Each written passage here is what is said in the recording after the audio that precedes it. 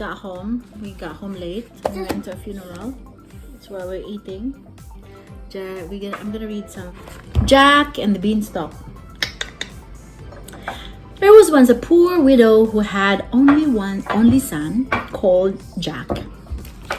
He was so lazy, he never did any work. And as time went by, they became poorer and poorer. One fine summer's day, Jack's mother decided to send him to the market to sell their cow. It was all they had left in the world, and even she no longer gave them milk. Jack had not gone very far when he met an old man. "Where are you going with that cow, young man?" said he. "I'm going to the market to sell her," Jack replied. "Well, this is your lucky day," said the old man, "for I will gladly take her off your hands in exchange of these 5 magic beans. If you plant them, they will grow as high as the sky by tomorrow morning." Jack thought that was a fair exchange, as it meant he could go home right away and spend the rest of the day lazing in the sun, because he's lazy, right?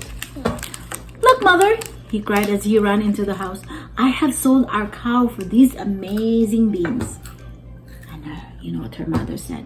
"You're stupid as well as lazy," she said as she snatched the beans from his hand and threw them out in the window. Then she sent him to bed without supper. "You go to bed. No supper for you, because you did a stupid thing today." Jack slept until late the next morning, and when he woke, he was not sure where he was. I planted this. He planted that. It's just Jack and the Beanstalk. Okay. Because you know why he was wondering where he was? Because when he woke up, this is what happened. Jaden and the lemon tree. Jaden and the lemon tree. His room was dark, and when he opened the curtains, he saw huge leaves and red flowers covering his window. He dressed himself quickly and ran downstairs and into the garden.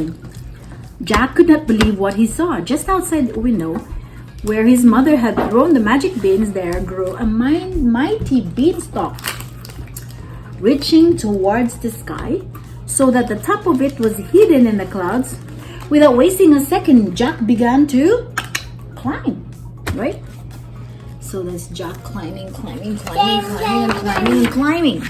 He climbed higher than the treetops, higher than the clouds, until he reached the blue sky and stepped out onto a long, straight, wide road.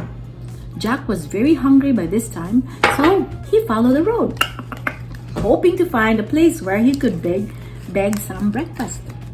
Well, there's a road. There's that place on top of the sky. It's called a fairy tale, right? To his delight, he came to a castle with a very large woman standing at the door. "Good morning," he said politely. "Would you be so kind as to give me some breakfast?" "I think you had better run away as fast as you can," said that woman. "Unless you want to become the breakfast yourself. My husband is an ogre who loves nothing better than fried little boys and toast for his breakfast."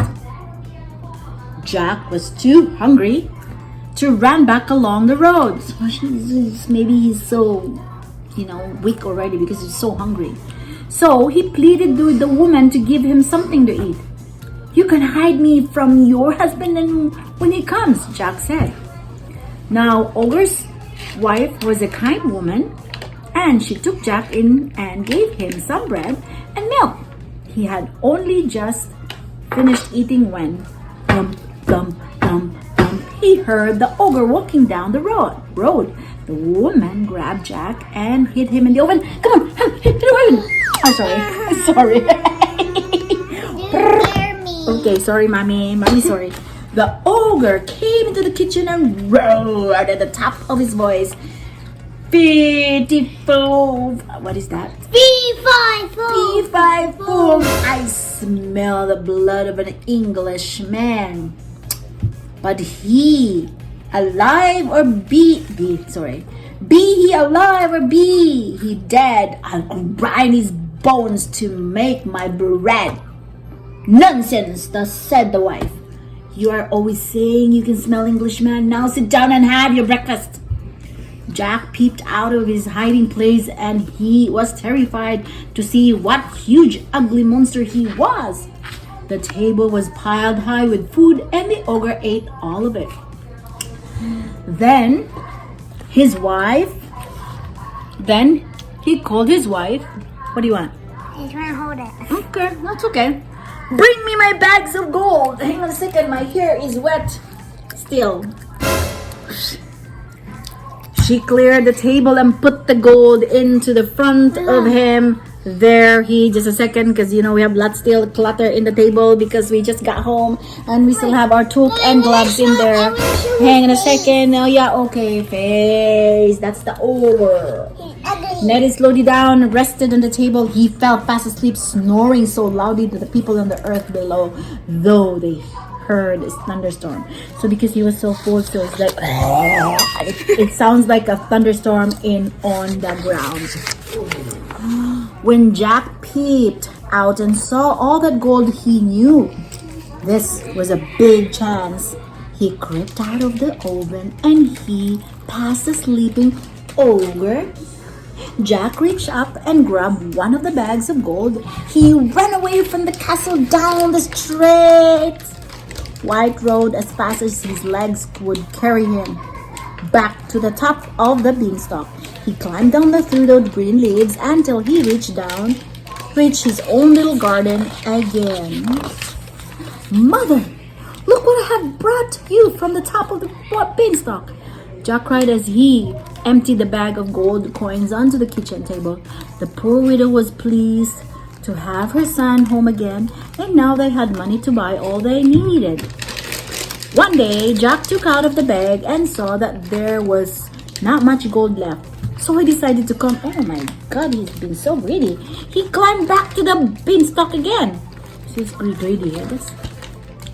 He disguised himself so that the woman would not recognize him, and once again she left him in and gave him some food. The ogre returned to the castle in the evening, and Jack hid in a huge copper pot. Then he called his wife to bring him his golden hen, and the wife brought him the hen and placed into the table. Lay, roared the ogre, and then the hen laid an egg of solid gold. Lay another. Oh my God, this ogre is so demanding, hey? And then the hen laid an even larger golden egg. When Jack saw the golden eggs, his eye, oh wow, popped out of his head. Like that, hey? Soon the ogre fell asleep at the table, and when Jack was sure that no one else was about, he climbed out of the copper pot and grabbed the ogre's hen. Again! The hen started to scratch as Jack ran towards the door, and the ogre woke up. Oh, he actually took the hen with him. Oh. A few seconds passed before he realized that he was not on the table, and when he looked out of the window, he saw Jack with his prized bird under his arm, running for all he was worth along the straight white road. The ogre chased. Next page, please. From there. After Jack with huge strides, the people in the world below thought that they would really hear earthquake. Even though Jack was he got gone too. Even though Jack was running faster than he had ever run in his life, the ogre was almost upon him when Jack reached the beanstalk. Just as the ogre reached out his hand to grab Jack and retrieve his precious hen, Jack slipped nimbly down the beanstalk. The ogre paused for a few moments, wondering if this strange plant would carry his weight. It's gonna be like that, No, it's not. Oh, he was wondering. He was worried. Then he began to climb slowly down after Jack. The beanstalk began to sway. And Jack, realizing the ogre was following, went even faster. When Jack reached in his garden, he called out, "Quick, get an axe, mother!" He seized the axe, handed her the golden hen, and began to chop. Mighty beanstalk, it swayed and cracked, and then it fell with a tremendous crash.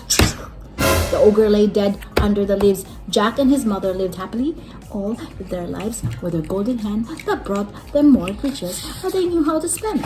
The end. Okay, it's time to brush your teeth and finish your milk and time to bed. And poopy. And your hair is gonna dry soon. Bye. What's up?